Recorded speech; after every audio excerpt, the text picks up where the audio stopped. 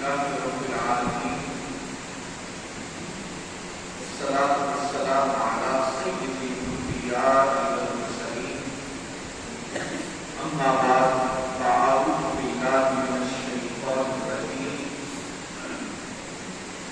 بسم الله الرحمن الرحيم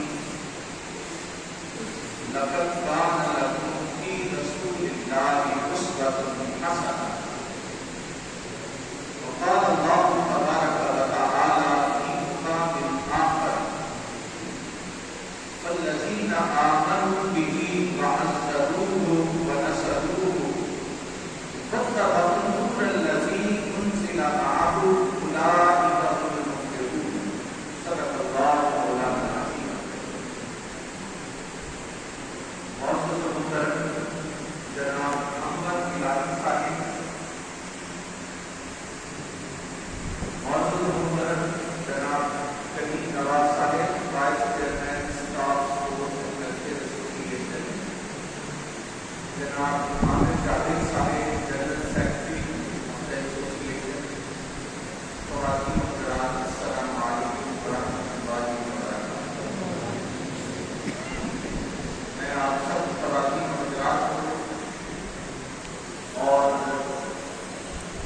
اس ایسوسی ایشن کو نبی اکرم صلی اللہ علیہ وسلم کی ولادت کی مناسبت سے اس سیرت نبی کانفرنس کے انعقاد پر کئی جگہوں سے مبارکباد پیش کرتا ہوں کہ آپ نے نبی پاک علیہ السلام کی تعلیمات کو عام کرنے کے لیے اور آپ کی محبت کا اور دین میں نبی پاک علیہ السلام کی جو حیثیت ہے اس کے فروغ میں یہ اہم قدم اٹھایا ہے، اس پر میں آپ کو مبارکباد دیتا ہوں۔ عزیزانی گرامی، ہمارے پاس وقت مختصر ہے اور اس مختصر وقت میں میں چاہوں گا کہ ہم چند پہلوؤں پر ذرا غور فرمائیں۔ اللہ رب العزت نے نبی اکرم صلی اللہ علیہ وسلم کو ہمارے ایمان کا مرکز و مقصد بنایا ہے، یعنی دین اسلام میں جو سینٹرل فگر ہے، جو سینٹرل پرسنالٹی ہے، وہ نبی اکرم صلی اللہ علیہ وسلم کی ذات ہے۔ اس میں کوئی دو رائے نہیں۔ ہم نے اگر اللہ کی معرفت حاصل کی، اللہ کو پہچانا، اللہ کی وحدانیت کا اقرار کیا، دین اسلام کو بطور مذہب اختیار کیا، تو وہ بھی اس وجہ سے ہے کہ نبی اکرم صلی اللہ علیہ وسلم نے ہماری رہنمائی کی اور آپ کی تعلیمات کے مطابق ہم نے اس دین اسلام کو اختیار کیا۔ قرآن پاک کی ایک آیت کریمہ میں نے تلاوت کی جس میں اللہ رب العزت نے کامیاب لوگوں کی 4 نشانیوں کا بیان کیا۔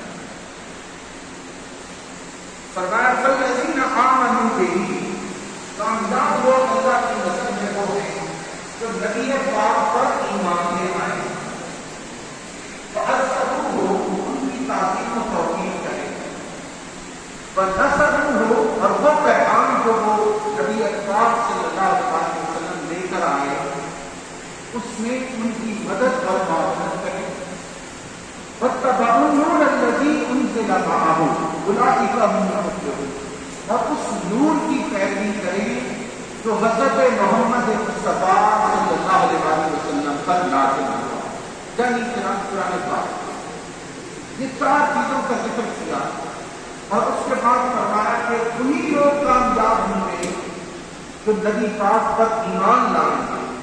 ایمان تقاضا کرتا ہے نبی پاک علیہ السلام سے محبت کا، کہ جب تک آپ کی ذات سے محبت نہیں ہوگی ایمان کامل نہیں ہو سکتا۔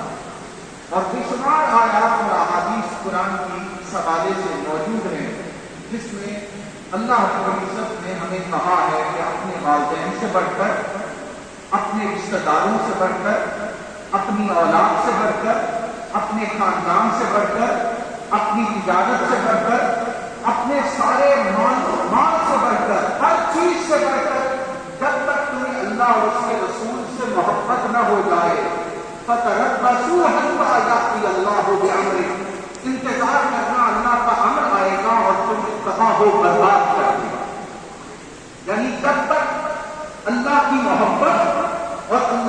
رسول کی محبت ہماری فرسٹ پرائرٹی نہیں بنتی، اس وقت تک اللہ کی نظر میں کوئی کامیاب نہیں ہو سکتا۔ خواتین اور حضرات، آئیے آج اس کانفرنس میں تھوڑی دیر کے لیے اپنے گریبانوں میں جھانکیں اور ہم دیکھیں کہ کیا اللہ اور اس کا رسول صلی اللہ علیہ وسلم اور ان کی تعلیمات ہماری ترجیحات میں ہے، اور اگر ترجیحات میں ہے تو وہ کس لیول پر آئے کریمہ جو دوسری میں نے تلاوت کی، اس میں اللہ رب العزت نے رسول پاک صلی اللہ علیہ وسلم کو سب کے لیے ایک مثالی نمونہ قرار دیا۔ معروف آیت ہے لقد کان لکم فی رسول اللہ اسوۃ حسنہ۔ حضرات گرامی، اسلام ایک ایسا دین فطرت ہے، یہ ایسا دین علم و عمل ہے، ایک ایسا دین حکمت و بصیرت ہے، ایک ایسا دین اعتدال و توازن ہے کہ جس کی اقوام عالم میں اور مذاہب عالم میں کوئی اور مثال نہیں۔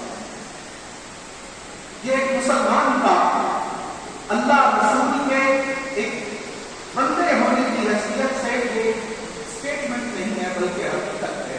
اسی حوالے سے ہم نے اس مختصر وقت میں ذرا جائزہ لیا۔ جب ہم تعلیمات اسلام پر نظر دوڑاتے ہیں تو ہمیں تعلیمات اسلام دو طرح کی نظر آتی ہیں۔ کیا آپ سمجھ لیں کہ پورے دین اسلام کی جو بنیاد ہے وہ دو باتوں پر کھڑی ہے، ایک اللہ کی کتاب قرآن حکیم اور دوسری نبی پاک صلی اللہ علیہ وسلم کی سنت مطہرہ۔ اگر ان دو کے ساتھ انسان جڑ جائے، اللہ کی کتاب کے ساتھ اور رسول پاک صلی اللہ علیہ وسلم کے اقوال کے ساتھ، آپ کے افعال کے ساتھ، اور جس چیز کی اپروول کا دائرہ کائنات حضرت محمد مصطفیٰ صلی اللہ علیہ وسلم نے دی ہے، تو انسان دنیا اور آخرت میں کامیاب ہے۔ اب یہ دو چیزیں ہیں، یہ ایک یارڈ اسٹک ہے، ایک پیمانہ ہے جس میں ہم نے اپنی زندگیوں کا جائزہ لینا ہے۔ یعنی ایک بڑی سوچی سمجھی رائے ہے کہ ہم مسلمان بائی چانس ہیں، بائی چوائس ہیں، عمر کے ایک بڑا حصہ ہم گزارنے کے باوجود بھی ایک خاص ریچولس کو ہم فالو اس لیے کرتے ہیں کہ مسلمانوں کے گھر پیدا ہو گئے، اللہ رب العزت نے ایک اسلامی مملکت میں ہمیں پیدا کیا، اس کے رسم و رواج کو ہم نے اختیار کر لیا ہے، شعوری طور پہ ہم نے کبھی مسلمان ہونے کی کوشش کی۔ اس کے حوالے سے آج ہم نے جائزہ لینا ہے۔ یاد رکھ لیجیے کہ جب سے اللہ رب العزت نے اس کائنات کو بنایا ہے، اس نے انسان کو پیدا کرنے کے بعد کبھی بھی بے ہدایت نہیں چھوڑا، اور سب سے کمپلیکس اور ڈیلیکیٹ مشینری جو اللہ تعالیٰ نے بنائی وہ انسان کی، اور اس انسان کی مشینری کو اگر آپ دیکھیں کہ اس کے اندر کتنے نظام اس کے اندر چل رہے ہوتے ہیں تو آپ اس کا اندازہ کر سکتے ہیں۔ اور دنیا کا نظام ایسا ہے کہ جب بھی کوئی مشینری آپ کے ہاتھ میں ایک مینول آف انسٹرکشن بھی آپ کو ملتا ہے کہ اگر اس کے مطابق آپ اس چیز کو چلائیں تو وہ ڈیوریبل ہوتی ہے، وہ زیادہ اچھے طریقے سے چلتی ہے اور زیادہ وقت نکالتی ہے اور اس کے اچھے رزلٹ آتے ہیں۔ مگر عجیب بات ہے کہ وہ مینول آف انسٹرکشن جو اللہ رب العزت نے قرآن پاک کی صورت میں ہمارے لیے اتارا، اسے ہم نے برکت کے لیے تو رکھ لیا ہے، جہیز میں اپنی بیٹیوں کو دینے کے لیے تو رکھ لیا ہے، قسم اٹھانے کے لیے تو رکھ لیا ہے، مگر کبھی اس قرآن کو اللہ کی کتاب سمجھ کر، اللہ کا کلام سمجھ کر، اللہ کی طرف سے ہدایت کا پیغام سمجھ کر مطالعہ ہی نہیں کیا۔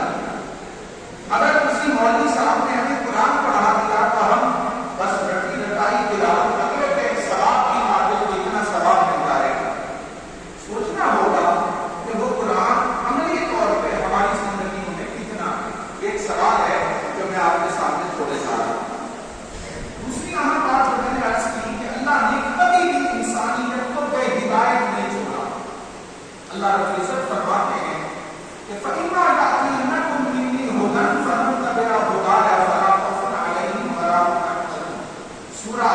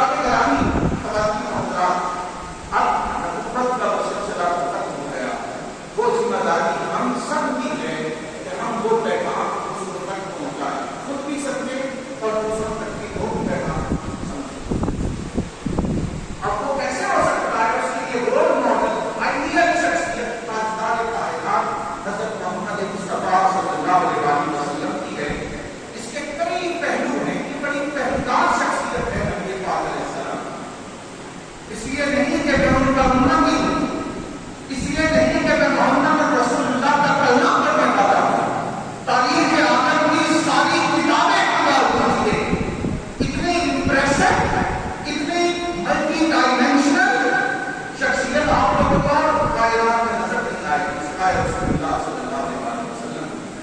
میں چند اشارے کرتا کہ ایک مثالی شخصیت ہوتی کیسے ہے، اس کی 10 ایٹریبیوٹس آپ کو بتاؤں گا، اور پھر ہم اس کو دیکھتے ہیں کہ رسول اللہ صلی اللہ علیہ وسلم کی ذات میں وہ صفات پائی جاتی ہیں یا نہیں۔ ایک آئیڈیل پرسنالٹی ہوتی کیسے ہے، وہ ہما پہلو ہو، جامع شخصیت ہو، کمپریہنسو پرسنالٹی ہو۔ دوسری بات کہ وہ اس کی زندگی کھلی کتاب کی طرح، کوئی اس کی زندگی کا پہلو پوشیدہ نہ ہو۔ تیسری اہم بات کہ اس کی تعلیم اور تلقین اور اس کا پریکٹیکل ایک دوسرے سے مطابقت رکھتا، یہ دونوں ضروری ہے، تعلیم اور تلقین بھی اور اس کا پریکٹیکل آسپیکٹ بھی ایک دوسرے سے مطابقت رکھتا ہو، ایک اکارڈنس ہو۔ یہ نہیں کہ کہتا کچھ ہو کرتا کچھ ہو۔ مثالی شخص بھی ہے جس کا قول و فعل کا تضاد ہو۔ اگلی بات یہ ہے کہ اس کا عمل قابل تقلید ہو، لوگ کہیں کہ اس کی زندگی اور اس کا کام ایسا ہے کہ اس کو فالو کیا جائے۔ پانچویں بات کہ اس کی تعلیم محاسن اخلاق اور غوری ہو، یعنی اچھے اخلاق والی باتیں ہوں، یہ نہیں کہ وہ ایسی چیزیں آپ کو سکھائے جس سے آپ کی پرسنالٹی ہی ڈیولپ ہو جائے۔ پھر یہ ہے کہ وہ خود اخلاق کے عالیہ کا بہتر ہو۔ نبی پاک علیہ السلام کی زندگی کو جب ہم دیکھتے ہیں اور آپ کے اخلاق عالیہ کو دیکھتے ہیں تو رب تعالیٰ نے فرمایا ہوا اِنَّكَ لَعَلَىٰ خُلُقٍ عَظِيمٍ، اے رسول پاک صلی اللہ علیہ وسلم، ہم نے آپ کو اخلاق کے بلند مقام پر دیکھا ہے۔ وہ دوست کیا، دشمن کیا، ہر کوئی آپ کے اخلاق عالیہ کی تعریف کرتا ہوا نظر آتا ہے۔ جب ہم ایک اور پہلو سے دیکھیں کہ اس کی تعلیم آسان ہو، پریکٹیکل ہو۔ رسول اللہ کی تعلیمات آسان بھی ہیں، پریکٹیکل بھی ہیں۔ اس کی تعلیم علم و بصیرت اور عقل و استدلال پر مبنی ہو، وہ مثالی شخصیت ہوتی ہے۔ وہ فلاح عامہ کا کام کرنے والا ہو، اس کی تعلیم ہر زمانے کے تقاضے کو پوری کرنے کا، ایسی شخصیت کی ہمیں کوئی اور نظر نہیں آتی۔ اور ایسی شخصیت مثالی شخصیت ہوتی ہے جو ہر شعبۂ حیات سے تعلق رکھنے والے کے لیے قابل مثال ہو، یعنی اسے پریکٹیکل ایگزامپل رسول اللہ صلی اللہ علیہ وسلم کی زندگی سے ملے۔ حضرات گرامی، جب ہم نسل انسانی پر نظر دوڑاتے ہیں اور انسانوں میں پھر انبیاء پر نظر دوڑاتے ہیں، اتنی جامع شخصیت جس کا ہر پہلو قابل تقلید اور قابل مثال ہو اور وہ روز روشن کی طرح ادا ہو، وہ سوائے کائنات میں محمد رسول اللہ صلی اللہ علیہ وسلم کے ہمیں کوئی نظر نہیں آتا۔ اب آپ دیکھیے، قرآن نے کہا کہ آپ اسوہ حسنہ ہیں۔ حضور علیہ السلام کو بطور انسان دیکھیں تو مثالی انسان، بطور شوہر دیکھیں تو مثالی شوہر، بطور دوست دیکھیں تو مثالی دوست، آپ کو بطور خانہ دار اور سربراہ کے طور پہ دیکھیں تو مثالی سربراہ نظر آتے ہیں۔ کاروباری تاجر کے حوالے سے دیکھیں تو آپ ایک مثالی تاجر نظر آتے ہیں۔ ایک افسر کے روپ میں دیکھیں تو اپنے سب آرڈیننس کے ساتھ آپ کا تعلق مثالی نظر آتا ہے۔ ایک حاکم کے طور پہ دیکھیں تو آپ نے حاکم اور فرما روا کے حوالے سے ایسے اصول چھوڑے ہیں جہاں کوئی آپ کی شخصیت سے رہنمائی دے سکتا ہے۔ ایک جج اور قاضی کے طور پہ دیکھیں تو عدل انصاف کا وہ میدان آپ نے قائم کیا کہ جس کی مثال نہیں ملتی۔ ایک سوا سالار کے طور پہ دیکھیں تو ایسا سوا سالار تاریخ عالم میں نظر نہیں آتا۔ بطور بادشاہ دیکھیں تو کوئی بادشاہ نظر نہیں آتا۔ قربان کے رسول مسلمان ہوئے، اس سے پہلے وہ نان مسلم تھے، مشرک تھے۔ صلح حدیبیہ کے موقع پر ان کو جاسوس بنا کے بھیجا گیا۔ وہ آبزرو کرتے رہے اور آبزرو کرنے کے بعد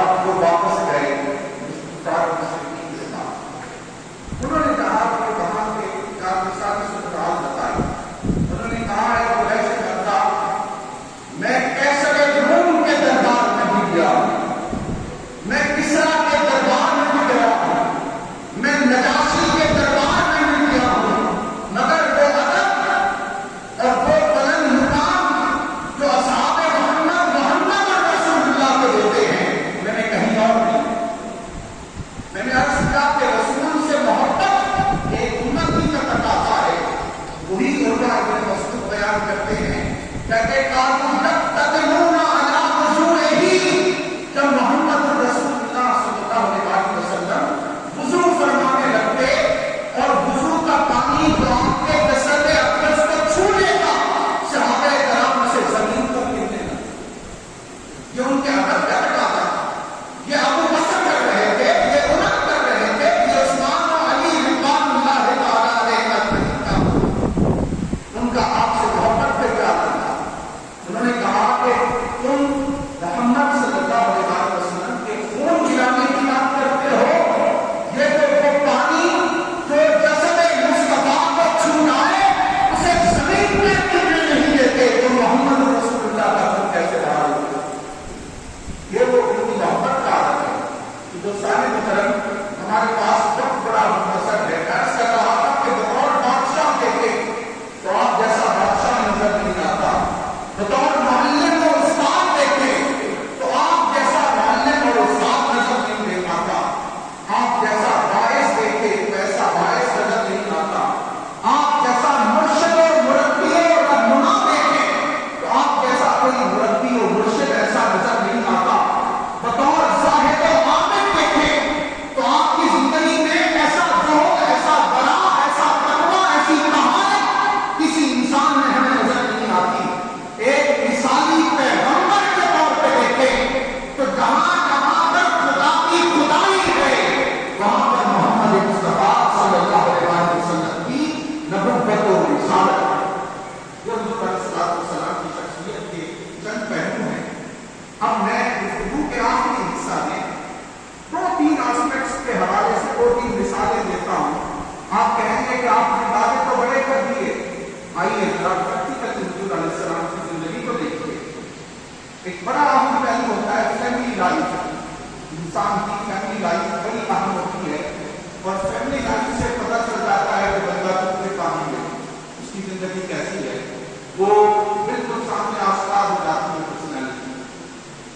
जब हम रसूल पाक सल्लल्लाहु अलैहि वसल्लम की घरेलू और निजी जिंदगी को देखते हैं तो आपकी जिंदगी हमें अफराद और तफरीक से पार नजर आती है। उसके अंदर अफराद और तफरीक नजर नहीं आती, इंसानी जज्बात और एहसासात का तवाज़ुन नजर आता है। ये तवाज़ुन रखना, ये अदल को कायम रखना जज्बात और एहसासात में, ये बड़ी कमाल की चीज है। ये जज्बात और एहसासात को मेंटेन रखना और उसके इक्विलिब्रियम को बरकरार रखना, ये रसूल पाक सल्लल्लाहु अलैहि वसल्लम की जिंदगी में हमें नजर आता है। वालिदैन के साथ सलूक मिसाली था। रसूल पाक के वालिदैन वालिद को पहले ही बर्दाश्त करते हैं और वालिदा भी ज्यादा देर न रही, मगर आपके हुस्न सलूक का मुजाहरा देखना हो तो आपकी रज़ाई माँ और बहन से हुस्न सलूक की उनका मिसाल की तारीफ में नजर आती है। अपने दादा हज़रत अब्दुल मुत्तलिब और अपने चचा अबू तालिब के साथ आपका सलूक जो है वो बड़ा मिसाली नजर आता है। और कुरान ने भी कहा अब्दुल्लाह वला तुशरिकू बिही शैअन व बिल-वालिदैनि इहसाना। साथी करामी आज बहुत नेगलेक्टेड आस्पेक्ट है हमारी जिंदगियों का, वो ये है कि हम अपने कारोबार में, अपनी जॉब्स में, अपने एम्स को अचीव करने के लिए, अपने औलाद के लिए माल और मता इकट्ठा करने के लिए, उनके लिए घर बनाने के लिए, उनके मुस्तकबिल को बेहतर बनाने के लिए हम दुनिया के होते रहे और वालिदैन निगलेक्ट हो जाते हैं। वालिदैन निगलेक्ट हो जाते हैं। अल्लाह रब्बुल इज्जत ने तौहीद के बाद और अपनी बंदगी के बाद इस चीज पर जोर और एम्फसाइज किया है वो वालिदैन के साथ उसने सलूक। आज हम सीरत कॉन्फ्रेंस मना रहे हैं तो हम आए अपनी गरीबानों में देखें कि हमारा वालिदैन के साथ कितना तामुल है, कितना इंटरेक्शन है, हम कितना वक्त उनके लिए निकालते हैं, उनके साथ कितनी देर बैठते हैं, उनको मोहब्बत की निगाह से देखना, ये भी बहुत बड़े सवाब का काम है। उनका ख्याल रखना, ये रसूलुल्लाह सल्लल्लाहु अलैहि वसल्लम की जिंदगी में हमें नजर आता है। सरबराह के खानदान के तौर पे शौहर के हवाले से इंसान का किरदार बड़ी अहमियत रखता है। जब हम बतौर शौहर नबी अकरम सल्लल्लाहु अलैहि वसल्लम को देखते हैं तो आप सरापा रहमत और शफकत में आप मोहब्बत के हैं, अपनी अज़वाज मुतहरात से मोहब्बत का एक मिसाल कायम करती है।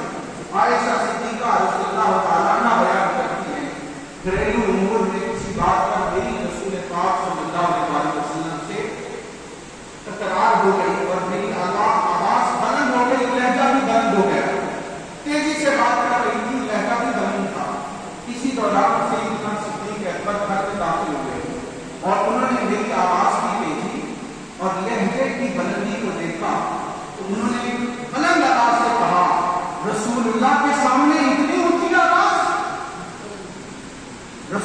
کے سامنے اتنی اونچی آواز، اپنا ہاتھ بھی اٹھا لیا مارنے کے لیے سیدہ عائشہ صدیقہ کو.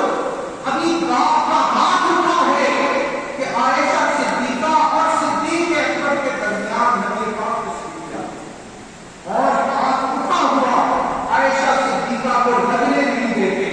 جب یہ صورتحال جو ہے ڈیفیوز ہو گئی، سیدنا صدیق اکبر چلے گئے، تو اس کے بعد رسول پاک نے فرمایا عائشہ آج تم نے تمہارے باپ کے تھپڑ سے کیسے بچایا؟ اگر میں بیچ میں نہ آتا تو تمہارا کیا حال ہوتا؟ یہ محبت کا ایک عالم ہے رسول علیہ السلام کا عائشہ صدیقہ کے ساتھ، حضرت خدیجہ کبریٰ کے ساتھ محبت کا یہ عالم تھا کہ آپ سے عمر میں بڑی تھی، آپ لوگوں کو معلوم ہے عمر میں بڑی تھی، اور تم 25 سال ایک بیوہ عورت کے ساتھ تاجدار کائنات میں گزارے.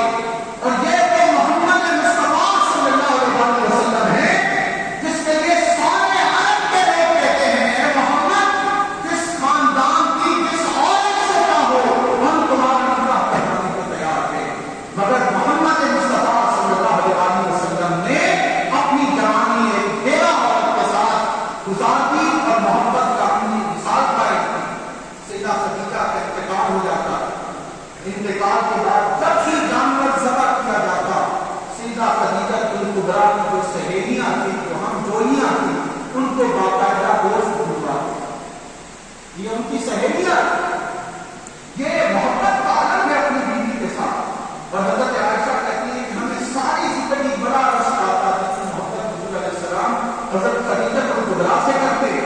اور دوستان محترم یہ پہلو بھی یاد رکھیے کہ حضور علیہ السلام نے کثیر ازواج کی، اور یہ یاد رکھیے کہ 50 سال تک آپ نے دوسری شادی نہیں کی. ایک بیوہ عورت کے ساتھ گزارا جو آپ سے عمر میں 15 سال کم بیش بڑی تھی، ان کے ساتھ گزارا. جب وصال ہوا تو آپ نے دوسرے نکاح فرمائے، اور وہ بھی دین کے پرپس کے لیے تھے، اس کے کچھ پولیٹیکل پرپسز تھے، اس کی کچھ ریلیجس ریزنز تھی دین اسلام کے پھیلانے کے لیے اور دین اسلام کی مخالفت کو کم کرنے کے لیے. یہ ایک الگ موضوع ہے، اس پر میں اس وقت نہیں جا رہا.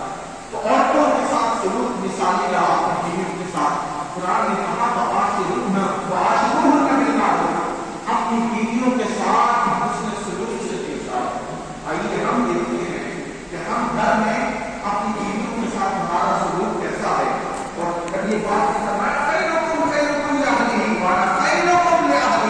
تم میں سے بہتر انسان جو ہے جو اپنے گھر والوں کے ساتھ بہتر، اور میں خود اپنی گھر والوں کے ساتھ. آئیے دیکھیں ہم حالات کا کہنے کو اپنے کاروبار سے فرصت نہیں، اپنی جاب سے فرصت نہیں، اپنے موبائل سے فرصت نہیں، سوشل میڈیا فرینڈ سے فرصت نہیں.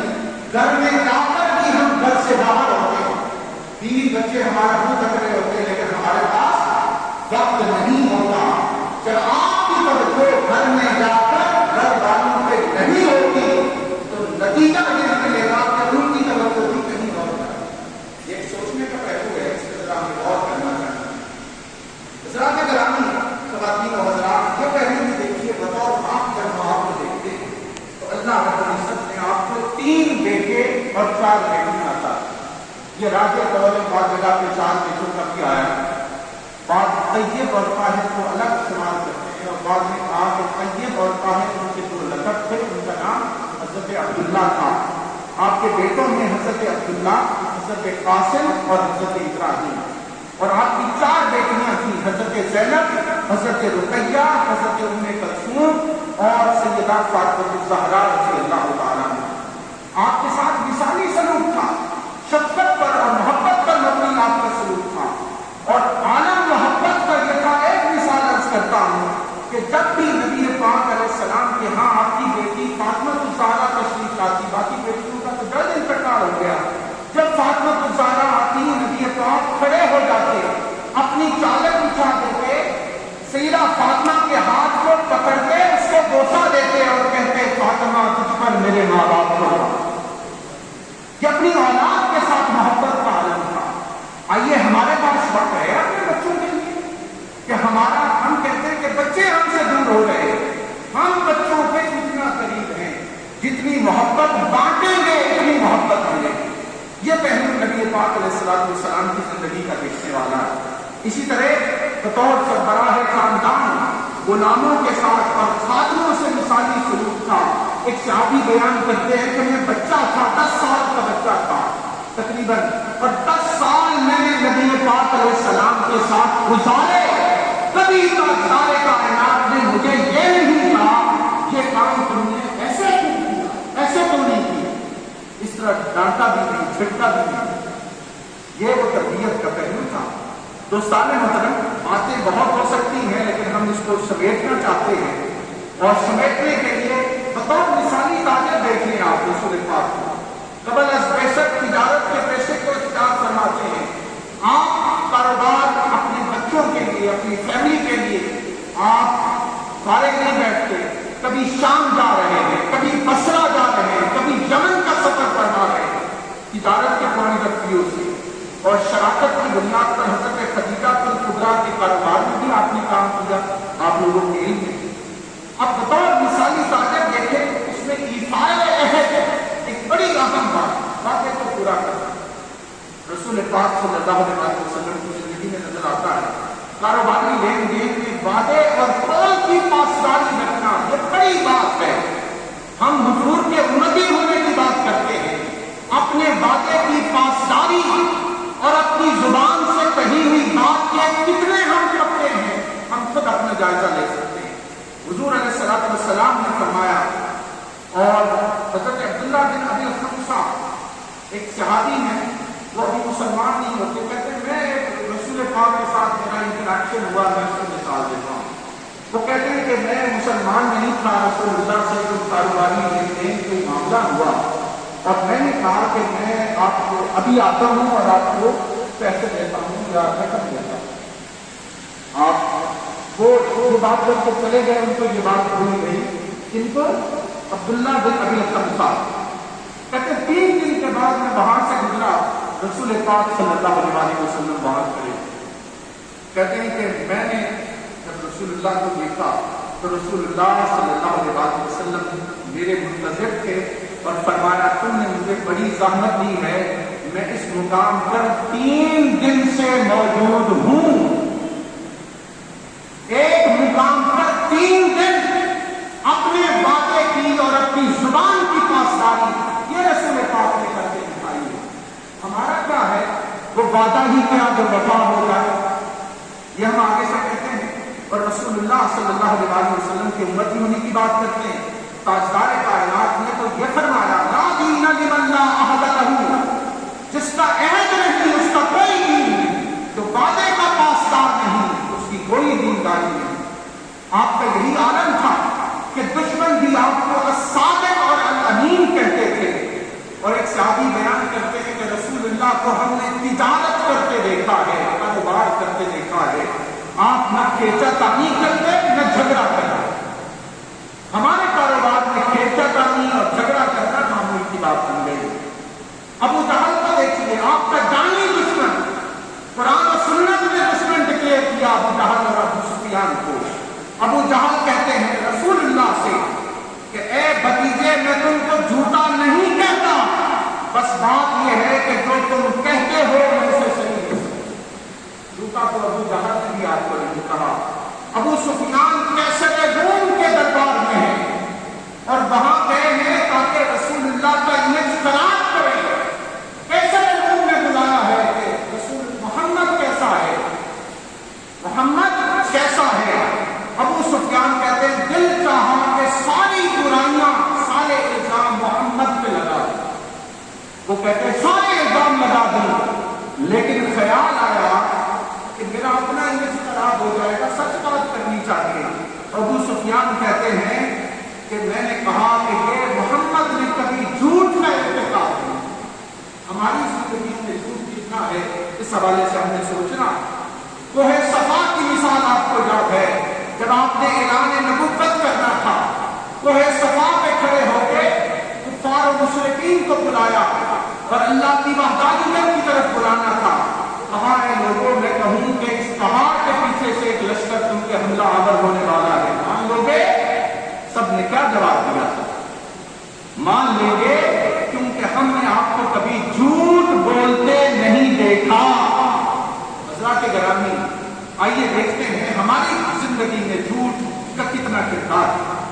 مثالی تاجر کے حوالے سے جب ہم اسوہ محمدی کو دیکھتے ہیں تو آپ دھوکہ اور خیانت کرتے نظر نہیں آتے، آپ جھوٹی قسمیں اٹھاتے نظر نہیں آتے، آپ نے صحیح ناپ توڑ کرنے کا ہمیں حکم دیا ہے، اور اس کی تفصیلات میں نہیں جا رہا۔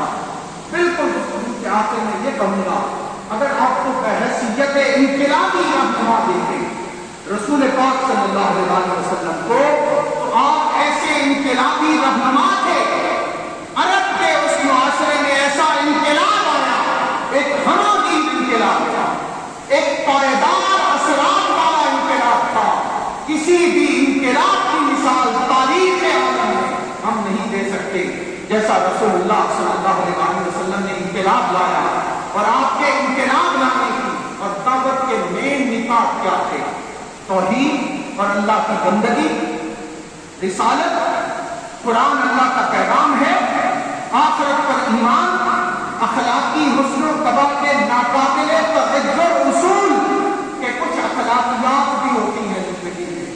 آج تو ہم اخلاقیات سے مبرہ اور عاری ہوتے نظر آتے ہیں، اور دعوت دین کے غالب کرنے کے لیے اپنا تن من دھن جان مال کی بازی لگا دینا۔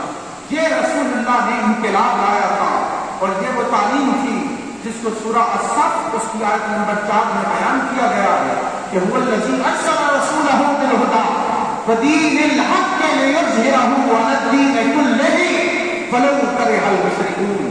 ہمیں تو اپنی ذات سے ہی فرصت نہیں ہے، ہمیں تو اپنی خواہشات سے ہی فرصت نہیں ہے، ہمیں تو اپنے لیے مال و متاع اور نام کمانے سے ہی فرصت نہیں ہے، ہم نے دین کے فروغ کے لیے کیا کردار ادا کرنا ہے، یہ سوچنے کا سوال ہے۔ اور بحیثیت سپہ سالار دیکھے تو آپ نے جنگوں کے اصول ہمیں سکھائے۔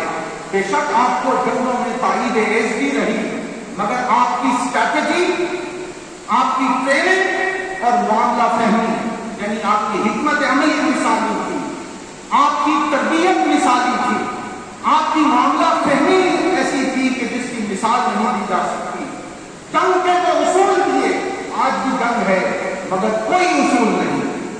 ہم 21ویں صدی میں ہیں، یونائٹڈ نیشنز بن گئی، بڑی بڑی اقوام عالم بن گئی، اقوام متحدہ کا ادارہ بن گیا، مگر غزہ میں، فلسطین میں مسلمانوں کے ساتھ کیا سلوک ہو رہا ہے، لبنان میں کیا ہو رہا ہے، شام میں کیا ہو رہا ہے، کشمیر میں کیا ہو رہا ہے، وہاں پر ضمیر عالم پہ کوئی ان کے کانوں پہ کیوں رینگتی ہمیں نظر نہیں آتی۔ رسول اللہ نے جنگ کے بھی اصول دیے، اصول بہت زیادہ ہیں، میں اس میں نہیں جا رہا۔ قیدیوں کو قتل نہ کرنے کا حکم، اور اصحاب بدر جو قیدی تھے 10 بچوں کو پڑھا دو اور جاؤ، یہ اصول تھا۔ سفیروں کی حفاظت، ایمبیسڈرز کی حفاظت کا اعلان کیا، دوسروں مخالفوں کے جو عبادت خانے ہیں ان کو نہ گرایا جائے، جانوروں کو ہلاک نہ کیا جائے، جو نان کمبیٹنٹس ہیں، جو جنگ نہیں لڑ رہے، ان پہ حملہ آور نہ ہو۔ جہاں پہ تو ہسپتالوں پہ، تعلیمی اداروں پر اور پرامن شہریوں پر حملہ ہوتا ہے، یہ نبی پاک علیہ السلام کا وہ پیام امن ہے جو دنیا عالم کو دکھانے کی ضرورت ہے۔ اور آخری بات یہ عرض کر رہا ہوں، جب ہم آپ کے کردار کو دیکھتے ہیں تو اس میں ہمیں عبادت اور ریاست کی کمال پہ نظر آتی ہے، اللہ کی عبادت اور بندگی، اللہ کے حضور اپنی زمینوں کو جھکانا، یہ رسول اللہ صلی اللہ علیہ وسلم کی زندگی میں نظر آتا ہے۔ آپ کے پاؤں متورم ہو جاتے، سوج جاتے۔ اللہ پاک نے کہا یا ایھا المزمل قم اللیل الا قلیلا نصفہ او انقص منہ قلیلا او زد علیہ ورتل القرآن ترتیلا۔ رسول پاک صلی اللہ علیہ وسلم رات کو وقت نکال کر اللہ کے حضور عبادت و بندگی کے لیے کھڑے ہوتے۔ اللہ پاک نے جب آپ کے پاؤں متورم دیکھے تو کہا اے کملی اڑنے والے، قیام کیا کر، تھوڑا کم کر لیا کر، نصفہ آدھی رات کر دیا۔ پھر خیال آیا کہ بعض طبیعت آدھی رات کی قیام کے لیے نہیں بنتی، تو کہا اب کچھ تھوڑا اور کم کر دیا۔ پھر خیال آیا کہ حضور علیہ السلام تو بندگی کے اعلیٰ مقام پر ہیں، آپ تو عبادت کرنا چاہتے ہیں، قرآن نے کہا او زد علیہ ورتل القرآن ترتیلا، چاہو تو قیام کو بتا دیں۔ یہ رسول اللہ صلی اللہ علیہ وسلم کا عمل تھا۔ عائشہ صدیقہ بیان کرتی ہیں یا رسول اللہ صلی اللہ علیہ وسلم، اللہ نے تو آپ کے صدقے سے امت کے گناہوں کو بخش دیا ہے اور ان کی شفاعت ہوگی، پھر اتنی عبادت، اتنی ریاضت، اتنی بندگی، تو کیا جواب دیا؟ افلا اکون عبدا شکورا، میں اللہ کا شکر گزار بندہ نہ بنوں؟ تو دوستان محترم، اسی پہ بات کو ختم کرتے ہیں۔ یہ حضور علیہ السلام کی بات ہے، یہ کبھی ختم نہ ہونے والی ہے۔ غالب نے کہا تھا ثنائے خواجہ بجذبہ گزاشتے کہاں ذات پاک مرتبہ دان محمد آسا۔ اے غالب، نبی پاک کی تعریف میں رب پہ چھوڑتا ہوں، وہی رسول اللہ کے مقام کو جانتی ہے۔ ہمارے دیگر آپ تمام خواتین و حضرات کا، منتظمین کا اور جناب محترم احمد گیلانی صاحب کا میں شکر گزار ہوں کہ انہوں نے یہ موقع دیا۔